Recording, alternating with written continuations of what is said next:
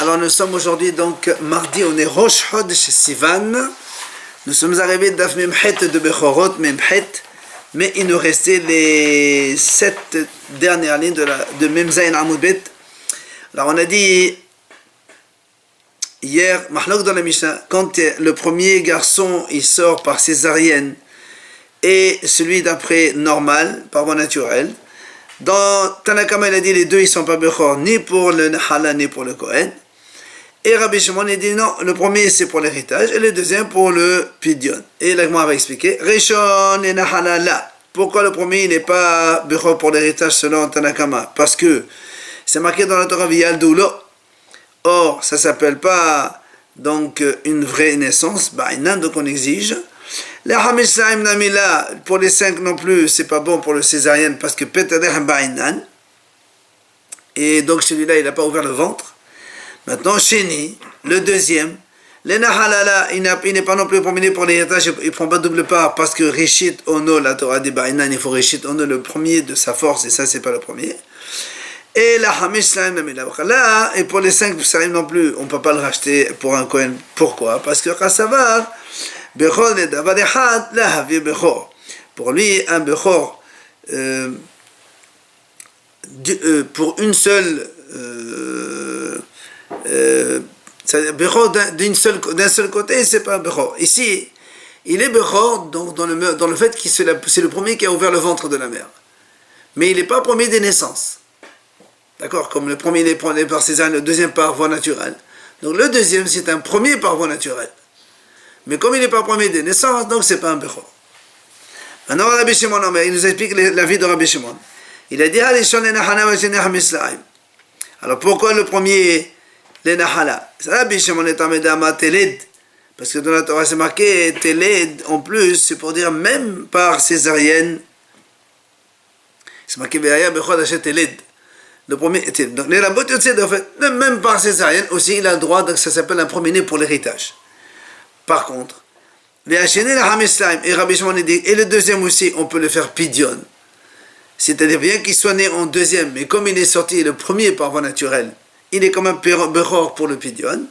Parce que Rabbi Shimon pense quand on est Bechor, même pour un seul domaine, le fait que c'est le premier qui donc passe par voie naturelle, même si ce n'est pas le premier des naissances, il est comme un Bechor selon Rabbi Shimon. C'est pour ça qu'il a dit qu'on doit le racheter aussi. Allez, maintenant, une nouvelle Mishnah. Mishlo Bikra Ishto. La Mishnah nous dit voilà, un homme il est marié avec une femme qui n'a jamais accouché. Et elle a accouché donc 2 garçons jumeaux. Alors, la Mishnah a dit Noten Hamish Zaim la Kohen. C'est sûr qu'il y a un des deux qui est premier-né. Donc, de toute façon, le papa il doit donner 5 pièces au Kohen. Donc, il n'y a rien à dire. Maintenant, le problème c'est quoi? Met Ahad Mehen. Si un des 2 garçons il meurt. Alors la Mishnah dit comme ça, Betor Shloshim Yom, si il est mort dans les 30 jours, comme nous on sait que le rachat du premier-né ne se fait qu'après 30 jours. Donc si un des 2 est mort pendant les 30 jours, pato. Le père il est pato de payer. C'est normal parce que peut-être que celui qui est mort c'est le premier qui est sorti, et celui qui est vivant c'est le deuxième. Donc il n'y a rien à payer. Maintenant, si maintenant le père il est mort, et les 2 garçons jumeaux ils sont là. Alors Rabbi Meir Omer, im natnu ad shelo halqu, natnu ve'um la uptorim. Rabbi Meir dit comme ça, si les 2 garçons, ils ont payé les 5 pièces, ad shelo halqu, avant de partager l'héritage. Imaginons que ce sont les 2 seuls garçons, de toute façon c'est pour être premier-né, c'est sûr que c'est le premier. Donc, et avant de partager l'héritage de leur père, ils ont payé 5 pièces à 2. Maintenant, il y a un tuteur, il a payé pour les 2. Maintenant, c'est terminé, ils ont donné. Maintenant, si maintenant ils n'ont pas encore donné, et le père il est mort, alors pas tout. Il ne paye rien du tout. On va expliquer dans la Gemara. Rabbi Yehuda Omer, Netchaïvun Chassid. Rabbi Yehuda il dit non, malgré tout, même si ils n'ont pas donné, il faut quand même qu'ils donnent. Ils sont toujours haïf de donner un pidyon pour les 2. Le dernier cas de Mishnah, Zachadon Keba, si maintenant les deux jumeaux, il y a un garçon et une fille, là, dans ces cas-là, un Kala Kohen Kloum, il donne rien au Kohen, évidemment, parce que peut-être que la fille allait sortir au premier. Donc le Kohen ne prend rien du tout. Alors vient la Gemara maintenant te poser des questions. Quand on a dit le père il est mort et les deux garçons ils sont vivants et Rabbi Meir il a dit Mahlok Rabbi Meir Rabbi Yehuda, la Gemara pose une question. Demit ha'av emat. C'est quand est-ce qu'il est mort le père? Et l'ema demit ha'asushim yom. Si tu me dis qu'il est mort après 30 jours, d'accord? Après 30 jours, ça veut dire qu'il est déjà redevable de racheter un des deux, donc de payer les 5 pièces. Alors la Gemara dit comment ça se fait? Beha amar Rabbi Meir kachakop torin. Pourquoi Rabbi Meir il a dit s'ils ont déjà partagé l'héritage, ils ne sont pas tours de payer? Pourquoi ils ne sont pas tours de payer? Le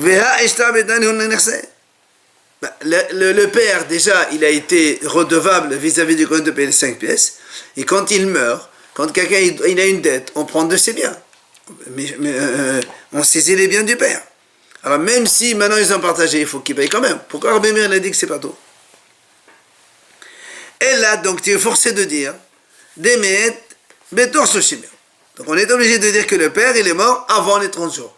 C'est pour ça que Rabbi Meir a dit que si ils ont déjà partagé l'héritage, ils ne payent pas, parce que dans les 30 jours, il n'y a pas de haïf de racheter. Alors dans ces cas-là, elle pose une question. Maïshna ki halko. Pourquoi Rabbi Meir il a dit si ils ont donné avant de partager, ils ont donné. Sinon, ils ne donnent pas. Il dit pourquoi ils sont. Si, admettons qu'ils n'ont pas encore donné. Ok? On est dans les 20 jours. Rabbi Meir dit ils ne donnent pas. Pourquoi ils ne donnent pas? Il dit parce que. Imaginons que. Donc on est 20 jours après la naissance. On a partagé l'héritage en deux. Maintenant, le Kohen, il va aller chez là. Il va dire, enfin, chez là, c'est le responsable de là. Tu dois donner 5 pièces. Il dit, monsieur, c'est pas moi le Bechor, c'est l'autre. L'autre va dire, c'est pas moi. Donc, c'est pour ça qu'on a dit que c'est pas tout. Oui ou non? Alors là, on m'a dit que là, on a mis les Zegabehen de Utrahier, les Zegabehen de Trahier. Donc, on m'a dit, mais dans ces cas-là, même s'ils n'ont pas partagé l'argent, pourquoi on a dit, Rabbi Meir dire, s'ils ont partagé, ils ont déjà donné avant, ça va. Sinon, ça ne change rien, partager ou pas partager. De toute façon, quand il va s'adresser à l'un, il va le dire, mais c'est pas moi, c'est lui le Bechor. Il va aller chez l'autre, il va dire, c'est pas moi, c'est le Bechor, donc il ne peut rien prendre. Pourquoi tu as dit, s'ils ont déjà donné, ils ont déjà donné? Amar Rabbi Yirmiyah, il vient Rabbi Yirmiyah, il dit, Zot Omeret, à partir de la Mishnah, puisqu'on n'a pas dit cela, on va déduire un cas similaire. Il dit, Shene Yosef ben Shimon. S'il y a deux messieurs qui s'appellent Yosef ben Shimon, ils étaient dans la même ville tous les deux, et ils ont acheté tous les deux ensemble un champ, un terrain. Seulement, il y a un des deux, Yosef ben Shimon, il avait une dette vis-à-vis d'un monsieur. Quelqu'un lui a prêté, il a prêté à ce Yosef ben Shimon de l'argent. Maintenant, il vient, il dit, monsieur, tu dois me payer. Et comme les deux, ils s'appellent Yosef ben Shimon. Donc chacun lui dit, c'est pas moi, c'est l'autre. Ok? Alors la Gemara dit comme ça. Qu'est-ce qui se passe dans ces cas-là?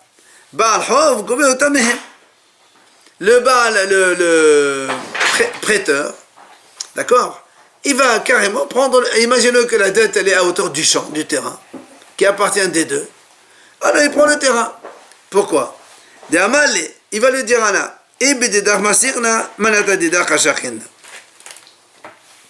si c'est toi qui me donnes de l'argent, donc je te prends ta part dans le champ. Imaginons que le terrain, on va dire, il prend la moitié du terrain. Ok.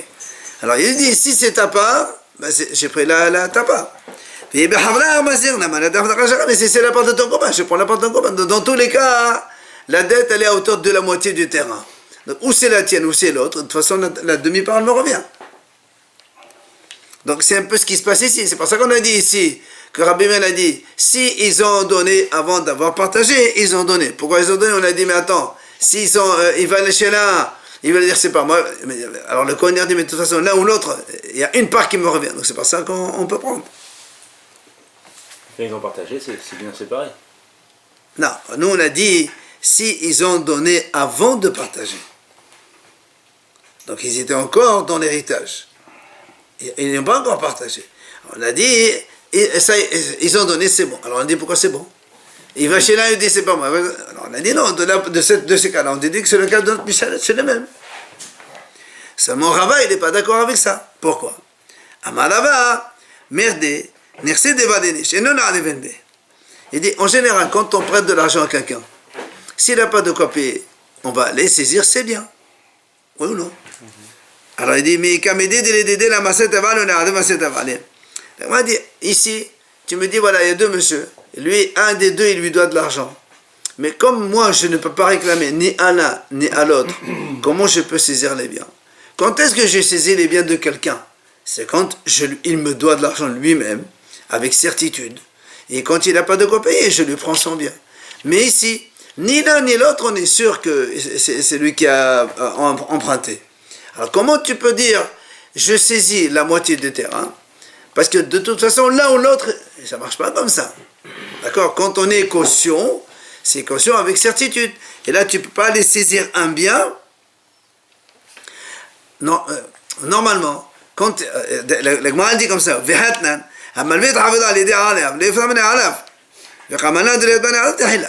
nous, on a un principe. Si moi, je prête de l'argent à quelqu'un, et comme je n'ai pas confiance, il m'amène un caution, un monsieur qui s'engage, caution, arrive, caution. Alors, si maintenant il arrive le délai, je n'ai pas le droit d'aller m'adresser aux cautions directement. Il faut d'abord que j'aille voir le monsieur. Monsieur, tu me payes, c'est le délai, tu me règles ma dette.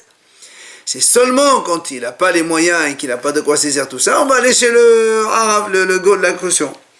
Donc tu vois bien que d'abord il faut s'adresser à l'emprunteur. Donc là aussi, Rava dit, comment on a dit, tu prends la moitié de terrain? Comment tu prends la moitié? D'abord il faut t'adresser à l'emprunteur. Et comme ici tu ne sais pas lequel des deux, alors tu peux rien faire. Donc question, comment ça se fait que tu as dit tu prends la moitié de terrain? Et là, pour cette raison, comme on a donc cette objection-là, Rava dit non. On va répondre à la question de la Gemara comme ça. Il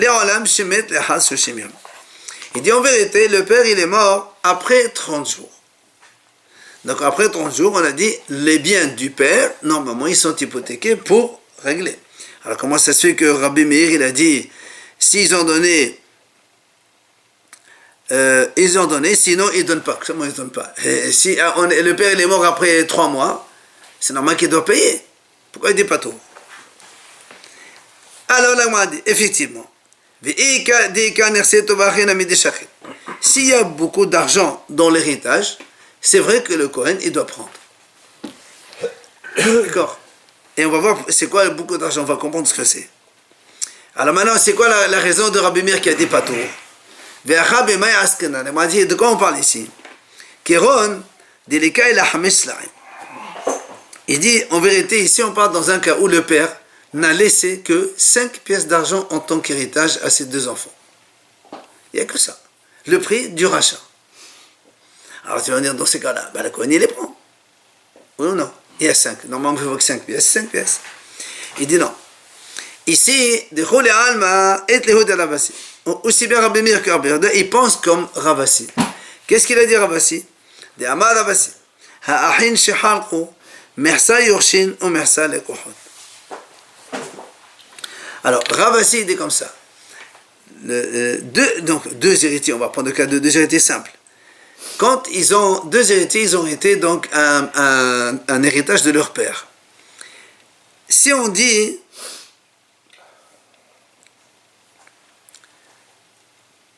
ils sont héritiers. Imaginons, le père, il a laissé 2 terrains. Ok? Et il vient un créancier de leur père, il saisit un terrain de l'un des 2. Alors, quel statut de donne? Il y a une mahlouk là-bas. Rav dit, ce sont des héritiers. Et donc, comme ce sont des héritiers, donc il a pris l'autre, donc il faut que celui à qui on a pris le terrain, il va s'adresser à son frère. Il dit, monsieur, moi on m'a pris mon terrain, il faut qu'on repartage le deuxième. On est des héritiers, on subit tous les deux la même chose. Shmuel dit non, c'est pas des héritiers. 2 héritiers, ils ont le statut de lekohot, c'est-à-dire des acheteurs. c'est comme si que moi j'ai acheté ce terrain, toi tu as acheté ce terrain. Donc du coup, si on m'a saisi le mien, je n'ai rien à te dire. Maintenant, Ravasi, il dit non. Les héritiers, on leur donne un statut moitié-moitié. Chaque héritier, il a, dans sa part d'héritage, une moitié héritage, une moitié considérée comme acquis, acheté. Alors, qu'est-ce qu'on gagne ici? On va voir dans la Gemara comment on va gagner ici chez nous. Donc, Ravasi, il dit, et Rabbi Meir, Rabbi Yehuda, ils sont comme ça d'accord avec lui, que ces deux héritiers, quand ils ont hérité les 5 pièces, d'accord? Chacun, il a 2 pièces et demie, n'est-ce pas? 2 pièces et demie. Et dans ces 2 pièces et demie, il y a une moitié qui est héritage, une moitié qui est considérée comme achetée. Bien. Outre les alma, une deuxième supposition. Tout le monde pense, Rabbi Meir comme Rabbi Yehuda, Milva Aktova Batorah Lav Kirtova Beshtar Damia. La dette du rachat du premier-né, c'est marqué dans la Torah.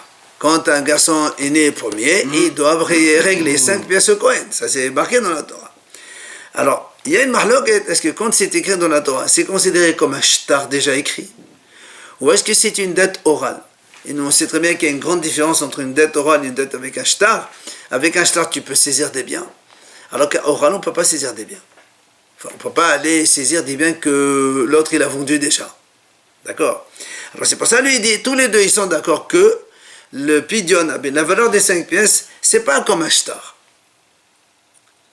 Et, enfin, vous trouvez les alma, et le de la papa, de papa, mais il va alpe, gove menayarchen, et justement, ici, donc tout le monde est d'accord avec Rapapa. Comme quoi, comme c'est une dette orale, on peut la prendre chez les héritiers, mais on ne peut pas la prendre chez les acheteurs. Quand quelqu'un il a acheté, moi je prête de l'argent à quelqu'un, oralement, après lui il vend sa voiture à quelqu'un, je ne peux pas aller saisir la voiture donc chez quelqu'un. Je ne peux saisir que chez lui, que son bien qui est à lui, pas chez les rois. Maintenant, l'Agma, elle va nous montrer quelle est la mahlok entre Rabbi Meir et Rabbi Yehuda dans notre cas, nous, avec ces deux jumeaux. Alors, donc on est d'accord que le père, il a laissé comme héritage que 5 pièces seulement. Donc 2,5 pour l'un, 2,5 pour l'autre. Alors pourquoi Rabbi Meir, il dit pas tout, dans notre Mishnah, Rabbi Meir dit pas tout, Rabbi Yehuda, il dit Hayab, il dit comme ça. Rabbi Meir, il dit, la Torah, elle a dit 5 pièces. Il y a 5, tu prends. Il n'y a pas 5, tu prends rien. Or ici, comme il y a 5, 2,5 héritage, 2,5 acheté, entre parenthèses, donc il ne peut pas prendre les 2,5 achetés puisque c'est une dette orale, il ne peut prendre que 2,5. Or 2,5, il n'y a pas 5, il ne peut rien prendre. C'est ça Rabbi Meir, il a dit pas tout. Rabbi Yehuda dit non. Il y a 5, tu n'as pas, prends 2, 3, 1, ce qu'il y a, tu prends. C'est pour ça, ici, il va prendre 2,5. On donne les 2,5 d'héritage ou d'acheter? D'héritage. Acheter, il ne peut pas prendre. Il ne peut pas prendre un d'héritage. Donc il prend chez l'un un 25 et chez l'autre un 25. Donc de la part d'héritage. De la part d'héritage. Évidemment, c'est ce qu'on a dit. Parce que les Kohot, ils ne peuvent pas saisir. Parce que c'est une dette orale, on ne peut pas aller chez les Kohot. Voilà donc comment on a expliqué la Mishnah. Donc Rabbi Meir a dit pas tour. Ça veut dire que lui il dit ou tu prends 5 ou tu prends rien. Or là, il n'y a pas 5, puisqu'il y a 2,5 qui sont achetés, donc il ne prend rien. Rabbi Yehuda dit non, tu prends 5, il n'y a pas 5, tu prends 2, 3, ce qu'il y a, tu prends. Alors il prend 2,5. Ça, c'est la réponse de Rava. Maintenant, l'agma a l'objet. Si c'est vraiment comme ça, comme tu as dit, toi, la mahlok, il y a une question. Pourquoi? Rabbi Yehuda amène et trahivu nechassim. Et trahivu gavna mebele. Parce que dans la Mishnah, il y a marqué, Rabbi Yehuda, il a dit, les biens, ils sont devenus redevables. Nethaïvou nechassim. Or, selon ce qu'on voit nous, ce n'est pas les nechassim qui sont hayab, puisqu'ils ne payent pas la totalité des biens. En fait, c'est gavra hayab, c'est l'homme qui est hayab. Ce n'est pas les nechassim, ce n'est pas les biens, puisque de toute façon, il ne prend pas tout. Véro, Dagma dit, c'est une autre objection. On a vu dans une breta, Tanya, Rabbi Yehuda, on met comme ça. Rabbi Yehuda, c'est lui-même Rabbi Yehuda qui dit comme ça. Il dit, si on a 2 frères qui ont partagé un héritage, il dit Imyesh Asara Zouz Lazé. Alors, Asara Zouz, c'est 2 pièces, 2 sela et demi. Donc, un sela, c'est 4 zouz. Donc, si il dit Rabbi Yehuda comme ça, 2 frères qui ont partagé, chacun il a pris 2 sela et demi, et l'autre 2 sela et demi. D'accord? Héritage. Hayavin, ils doivent donner, puisque c'est 2 jumeaux. Rabbi Yehuda dit, ils doivent donner donc le pidion, 5 pièces. Ve'imla, s'ils n'ont pas encore partagé, s'il n'y a pas 5 pièces, ve'imla, il n'y a pas 5, il n'y a que 4, p'touri, alors ils ne payent pas. Alors l'agma veut comprendre. Quand on a dit, c'est quoi 10? Donc ça veut dire 2,5 pour 1, 2,5 pour 1. C'est quoi?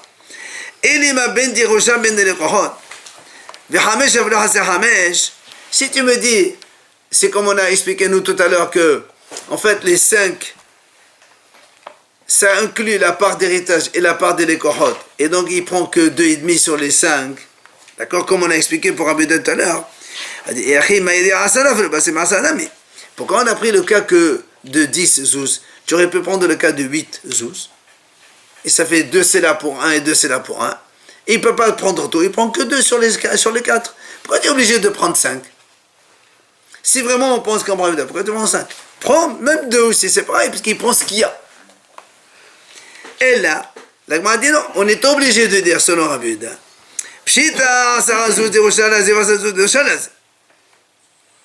On est obligé de dire que dans le cas-là, on parle qu'en fait, c'est pas qu'il y a 2,5 pour chacun. Non, il y a 5 héritages pour l'un et 5 héritages pour l'autre. Et donc, il peut prendre la totalité, l'un ou l'autre. Et là, Alma, Hamesh, c'est Hamesh. Et c'est pour ça qu'on a dit, si tu considères Yerusha et les Kohot, donc tu peux prendre 5. Et c'est pour ça qu'on a dit 5 seulement. Parce que moins de 5, on ne peut pas prendre. Donc tu vois bien que Rabbi Yehuda, il pense comme Rabbi Meir, que quand on dit 5, s'il y a 5, tu prends, moins de 5, tu ne prends pas. Alors donc ce qu'on a répondu tout à l'heure, la malheur de Rabbi Yehuda, donc ça tombe à l'eau. On est objecté. Et là, c'est pour ça que l'Agma répond. Elle dit en vérité, et tu as raison. L'Agma dit on est obligé de dire que tout le monde, Rabbi Meir comme Rabbi Yehuda, ils disent il faut prendre 5. Et s'il y a moins que 5, on ne prend pas. On peut prendre que 5. Ou total ou 0. Alors pourquoi Rabbi Meir a dit pas tout Rabbi Yehuda? L'Agma va mettre maintenant la mahloket à ce niveau-là. Ici. La mahloket de Rabbi Meir et Rabbi Yehuda, c'est au sujet de ce qu'il a dit Ravasi, quand on a dit que moitié héritage, moitié les kohot. Et ce qu'il a dit Rapapa, quand on a dit qu'une dette orale, on ne peut pas la prendre que chez les héritiers, mais pas chez les acheteurs. Comment c'est la mahloket? On comprend comme ça. Rabbi Meir, il a dit pas tout. Pourquoi? Parce qu'il lui, il pense comme Ravasi, c'est-à-dire moitié les kohot, moitié héritage. Et comme il a dit, donc lui il pense aussi comme Rapapa, comme quand on ne peut pas prendre chez les acheteurs. Donc, tu ne peux pas prendre les 5 en totalité, tu prends que 2,5. Et comme il pense du Rabbi Meir, il n'y a pas 2,5, c'est ou 5 ou 0, alors tu prends rien, pour ça Rabbi Meir il a dit pas tout. Maintenant Rabbi Yehuda qui a dit Hayav, lui il te dit, moi je ne pense pas comme Ravasi. C'est-à-dire, il n'y a pas moitié-moitié. C'est tout héritage. Donc si c'est tout héritage, je prends les 5. Ou bien, il dit, moi, je ne sais pas comme Rapapa. Même si tu considères moitié les kohot, moitié héritage. Moi, je ne sais pas comme Rapapa qui a dit, on prend que chez l'héritier, pas chez les kohot. On prend chez tout le monde. Et donc, tu peux prendre les 5. Donc, dans les deux cas, Rabbi Yehuda peut te dire, moi, je suis chic et je dis qu'il est hayab. Et maintenant, on a donc solutionné la mahlok de Rabbi Meir, Rabbi Yehuda. Maintenant, toute cette discussion qu'on vient d'avoir, c'est sur la première partie de la Mishnah, quand on a dit, Rabbi Meir il dit, s'ils ont donné avant d'avoir partagé, ils ont donné, sinon ils ne sont pas tous. Maintenant, l'Agma a dit, on peut mettre cette discussion, certains ils ont dit que la discussion, elle est sur l'avis de Rabbi Yehuda. Rabbi Yehuda il a dit, Nethaïvoun et Chassim. Rabbi Yehuda il a dit comme ça, les biens ils sont redevables, c'est-à-dire ils doivent payer ces 2 jumeaux l'argent donc du pidion. Et là aussi, on pose la même démarche qu'on a fait pour Rabbi Meir, on l'a fait ici pour Rabbi Yehuda. Alors on pose la question, quand est-ce qu'il est mort le père? Et les Madimit Lehaz Shoshim, s'il est mort après 30 jours. Et donc, si c'est après 30 jours, il est déjà redevable de payer les 5 pièces. Alors, toi, tu as dit, Rabbi Yehuda a dit, il faut qu'il paye. Elle m'a dit, alors, et Rabbi Meir, il dit, il ne paye pas. Après 30 jours, c'est normal qu'il paye. Mais que là, Rabbi Meir, c'est vrai qu'il y a Hakob Tourin, tu es obligé de dire que Rabbi Meir paye. Comment ça se fait que Rabbi Meir n'est pas trop? Et là, on est obligé de dire, Betor Shoshim. On va dire, non, le père, il est mort dans les 30 jours. Donc, dans les 30 jours, il n'est pas encore hayab de payer le rachat. Ah, là, m'a dit que quand ils sont partagés, Amaï mais Haïv Rabbi Yehuda. Pourquoi Rabbi Yehuda est dit hayab? Puisqu'on est dans les 30 jours. Et que le père, il est mort avant 30. Donc, le père, il n'est pas tour. Maintenant, il va aller chez les enfants. Il va aller chez l'un et dit, monsieur, tu me donnes les 5 pièces. Il dit, monsieur, c'est pas moi le bechor, c'est l'autre. Il va chez l'autre et dit, monsieur, c'est pas moi le bechor, c'est l'autre. Alors, comment tu dis que Rabbi Yehuda est dit hayab? Les Eligabeha, il est tahiyé. Mais les Eligabeha, il est tahiyé. Alors, comment ça se fait que Rabbi Yehuda, il a dit hayab? Alors, Rabbi Yirmiyah, il vient Rabbi Yirmiyah, il dit, voilà, je peux te répondre. Zotomer, ça c'est le cas où, Shnei Yosef ben Shimon, Shayu be'alach. Il y avait deux messieurs qui s'appelaient Yosef ben Shimon dans la même ville. Et un, il a acheté un terrain à l'autre. Yosef ben Shimon, il a acheté un terrain chez Yosef ben Shimon. Seulement, l'un des deux, il y a un monsieur qui lui a prêté de l'argent, une dette. Maintenant, il va aller chez le roi, il va lui prendre le terrain. Alors, il va lui prendre le terrain. Pourquoi? Il lui dit, si c'est toi qui me donnes l'argent, donc tu me donnes le terrain. C'est toi qui me donnes l'argent. Mais admettons que c'est l'autre qui me doit, c'est pas toi. Donc si l'autre qui me doit, ce terrain-là, il était hypothéqué pour ma dette. Toi, tu l'as acheté, donc il appartient à moi en vérité. Donc je te le prends quand même de toute façon. C'est un petit peu la même chose ici aussi. Quand ils ont partagé l'héritage, le Kohen, il leur dit, monsieur, moi j'avais une dette ici. Alors ou c'est toi qui me les dois, le Bechor, tu me le donnes. Si c'est pas toi le frère, c'est ton frère. Toi, tu as acheté le terrain chez lui, et que le partage c'est comme un achat. Tu me donnes ta part. Alors là aussi, Amar Rava, il pose la même question. Rava, il pose la même question. Il a dit, rappelez-vous tout à l'heure, on a dit comment? Quand est-ce qu'on prend l'hypothèque? C'est quand la personne elle-même, d'abord, je m'adresse à elle. Je dis, monsieur, tu me payes. Il me dit, je ne peux pas payer. Alors, je vais prendre la caution. Mais ici, je ne peux même pas m'adresser à l'emprunteur, puisque je ne sais pas lesquels des deux. Alors, comment tu vas prendre le terrain? C'est pas normal. D'accord?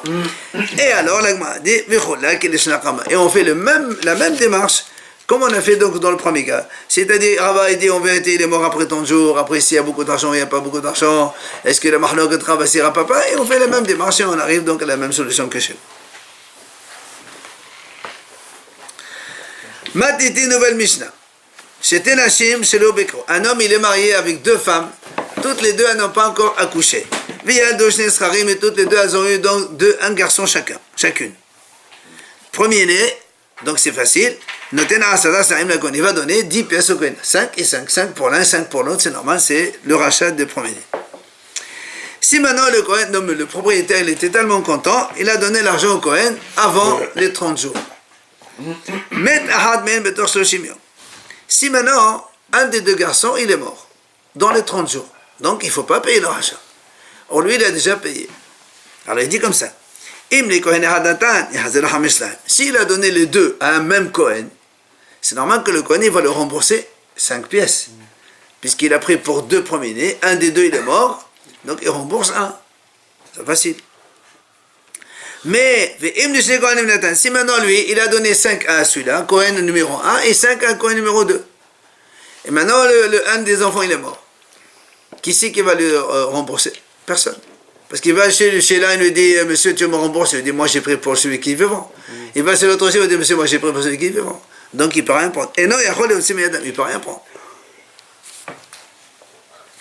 Si maintenant, les deux femmes, une a un garçon, l'autre a une petite fille, c'est obligé qu'il donne un seul. Ou bien, ou bien 2 garçons et une fille. Alors, dans tous les cas, il y a un garçon qui est né tout seul. Ou même s'il n'est pas né tout seul, forcément il est au premier. Et donc, le Neten Hamesh Salam, il donne 5, un seul. Maintenant, si maintenant les deux femmes, elles ont eu 2 filles et un garçon, ou 2 garçons et 2 filles, là, ils ne donnent rien au Kohen. Pourquoi? Parce que peut-être que les 2 filles, elles sont nées en premier. Et donc, ils ne donnent rien au Kohen. Ça fait que c'est le Kohen qui doit apporter la preuve comme quoi c'est un Bechor et donc il ne peut pas prendre d'argent. Maintenant, Ahad Bekra Behad c'est si un monsieur, il est marié avec 2 femmes, une qui a déjà eu des enfants, et l'autre qui n'a jamais eu d'enfants. Et toutes les 2 femmes, elles ont eu donc chacune un garçon. Et donc comme elles ont eu chacune un garçon, bon, nous on sait qu'une elle a déjà eu avant, donc il n'y a rien à faire. Mais celle qui n'a jamais eu, ça fait un garçon, il faut donc payer Pidion. D'accord, facile. Maintenant, si l'un des 2 il est mort dans les 30 jours, comme on ne sait pas lequel, peut-être que c'est celui qui était vraiment premier-né, alors, le père il ne paye pas. Parce que le Kohen il n'a pas de preuve que c'est celui-là, c'est l'autre qui est mort et celui-là le vivant qui est le premier-né. On ne sait pas, ils sont mélangés, donc il ne paye pas. Maintenant, si le père il est vivant, il est mort, pardon, et les enfants ils sont vivants. Comme notre Mishnah, la même halakha qu'on a vu. S'ils ont déjà donné avant de partager l'héritage, c'est donné. Sinon, ils ne donnent pas. Comme on expliquait avec Ravasir à papa. Rabbi Yehuda dit non, il faut quand même payer parce que l'argent, il faut payer. Il est là, il a été mishtabed depuis le père. Si maintenant il y a un garçon et une fille, or il y a une femme qui a déjà eu, une autre qui n'a jamais accouché. Alors peut-être que celle qui n'a jamais accouché, elle a accouché une fille. Et celle qui a déjà accouché, c'est le garçon. Donc il ne donne rien au Kohen non plus. Il n'y a pas de preuve. Maintenant, si maintenant il y a 2 monsieur, chacun il est marié avec une femme, et toutes les 2 elles n'ont pas eu donc d'enfants encore. Ils ont eu 2 garçons, ils se sont mélangés. Donc il n'y a pas de doute ici. Chacun il doit donner 5 pièces, parce que c'est évident. C'est évident. Le problème, si l'un des 2 garçons il est mort dans les 30 jours, c'est qui le père qui a, on ne sait pas lequel des 2 pères, qu'est-ce qu'on fait? Il dit comme ça. Et les Kohen si ils ont tous les 2 donné au même Kohen, dans ces cas-là, le Kohen il va leur rembourser 5, il va se partager chacun. Mais si maintenant ils ont donné chacun un Kohen différent, on va savoir qui c'est. Alors, ils ne font rien du tout, ils ne peuvent rien prendre. Si maintenant, regarde maintenant, 2 monsieur mariés avec 2 femmes, chacun avec une femme, une a eu un garçon, l'autre elle a eu une fille. Ils se sont mélangés, on ne sait pas qui a eu quoi. Donc les 2 pères, ils sont pas tôt. Parce que, qui t'a dit que c'est moi? Peut-être moi j'ai eu la fille. L'autre dit peut-être moi j'ai eu la fille. Personne ne paye. Par contre, Ben, le garçon qui est de toute façon, il est premier-né. Il se rachète, et quand il grandira, il fera pidon pour lui-même. Et pourquoi on dit ça que pour ce cas-là maintenant, et pas tous les autres cas où on avait un savec? Non, dans les autres cas, il y a toujours le père, il doit payer, parce qu'on sait qu'il a un garçon de toute façon. C'est le père, on a dit, on ne sait pas, on paye. Non, c'est pas on ne sait pas. Non, ça c'est quand il y a un savek. Mais là, comme on a dit les pères, ils ne sont pas de toute façon. Mais un garçon, quand il est premier-né, c'est ce qui doit payer. C'est le père qui est hayou ou bien l'enfant? Le père, il est hayav. Et quand le père n'est pas là, c'est l'enfant qui doit s'acheter. La mère, elle n'a pas le droit. C'est l'enfant qui doit s'acheter.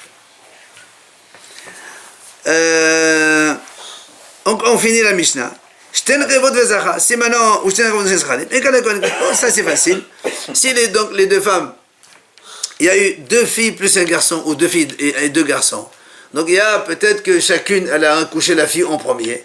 Dans ces cas-là, les 2 parents, les 2 papas ne payent rien du tout. Maintenant,